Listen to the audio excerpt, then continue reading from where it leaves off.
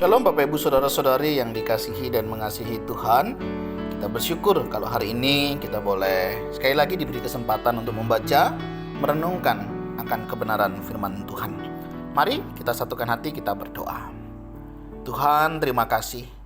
Kami bersyukur karena Engkau boleh memberkati kami.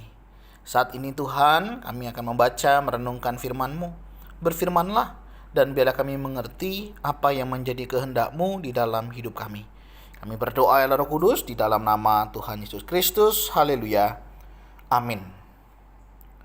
Ayat firman Tuhan hari ini terambil dari kitab 2 Raja-Raja, pasal yang ke-17, ayat yang pertama hingga ayatnya yang ke-23. Saya akan membacakan satu ayat di dalamnya, di ayatnya yang ke-7.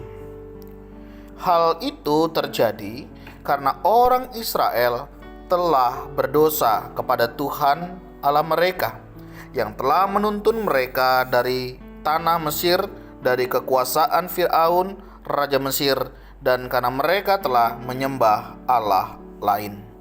Amin. Demikianlah firman Tuhan. Mari kita merenungkannya.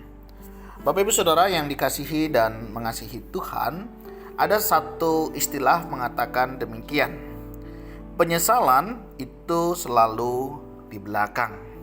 Sedangkan kalau misalnya di depan, itu disebut dengan pendaftaran. Gambaran inilah yang kira-kira bisa kita ungkapkan di dalam kisah yang tercatat di dalam kitab 2 Raja-Raja, pasal yang pertama hingga ayatnya yang ke-23.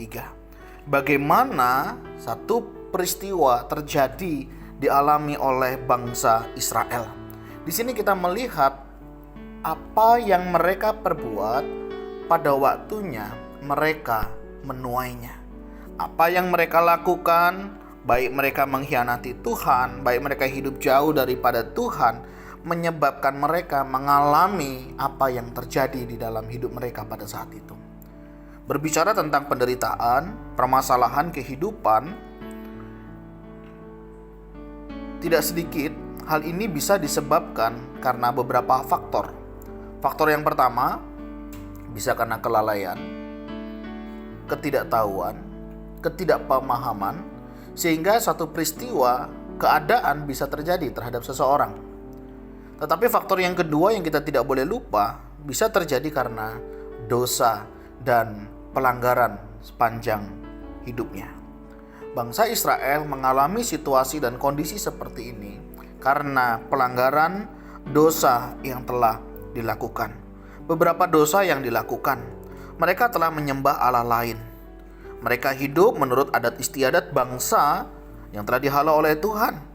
Mereka juga menjalankan hal-hal yang tidak patut terhadap Tuhan. Mereka juga mendirikan bukit-bukit pengorbanan. Mereka juga mendirikan tugu-tugu berhala. Mereka juga membakar korban. Mereka melakukan hal-hal yang jahat sehingga mereka ini menimbulkan sakit hati Tuhan.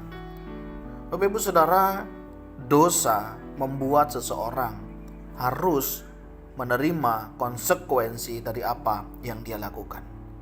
Kalau kita mau berbicara kasih, Tuhan sangat mengasihi kita. Tetapi Tuhan tidak mentolerir akan dosa yang kita lakukan. Konsekuensinya jelas, ada resiko yang harus mereka bayar. Hosea sebagai raja Israel harus turun dari tahta karena apa yang dilakukannya. Demikian juga umat Israel pada saat itu. Akhirnya mereka juga harus membayar konsekuensi dari harga yang mahal. Bagaimana dengan kita? Hal ini pun bisa terjadi di dalam kehidupan kita. Apa yang terjadi memang bisa karena ketidaktahuan kita. Mungkin karena kelalaian kita. Tetapi tidak jarang apa yang kita alami hari ini, baik dalam kehidupan pribadi kita, keluarga kita, pekerjaan kita, bahkan pelayanan kita, itu semua karena dosa. Jika ada dosa yang belum terselesaikan, ingat hal itu bisa menghambat kita di dalam membangun keluarga, dalam membangun pekerjaan, bahkan di dalam kita melayani. Hati-hati dengan dosa yang tidak terselesaikan. Apa yang bisa kita lakukan? Selesaikanlah setiap dosa itu di hadapan Tuhan. sehingga berkat Tuhan tidak terhalang bagi kita. Dan jika ada dosa yang belum terselesaikan, dosa apapun itu, mari kita datang kepada Tuhan, kita bawa. Sebagaimana firman-Nya ingatkan, setiap kita yang mengaku dosa, ya Allah yang setia dan adil, Dia akan mengampuni bahkan menyucikan setiap kita. Mari kita datang kepada Tuhan. Jika apa yang kita alami hari ini karena dosa, biarlah Tuhan yang akan menyelesaikannya.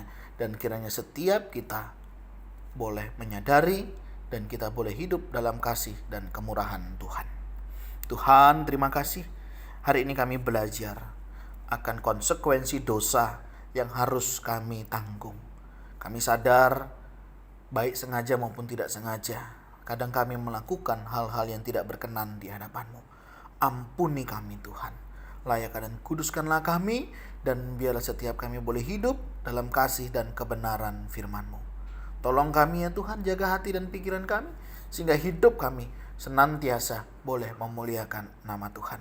Dan jika ada di antara kami yang sedang menyembunyikan dosa, yang sedang berlindung di belakang dosa, kami berdoa, Tuhan gelisahkan hati kami, dan biarlah kami boleh menyadari dan kami boleh berbalik hanya kepadamu.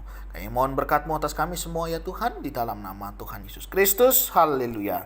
Amin. Bapak Ibu Saudara, demikianlah renungan kita hari ini. Kiranya boleh menolong, menguatkan, meneguhkan iman kita. Tuhan Yesus memberkati kita semuanya. Shalom.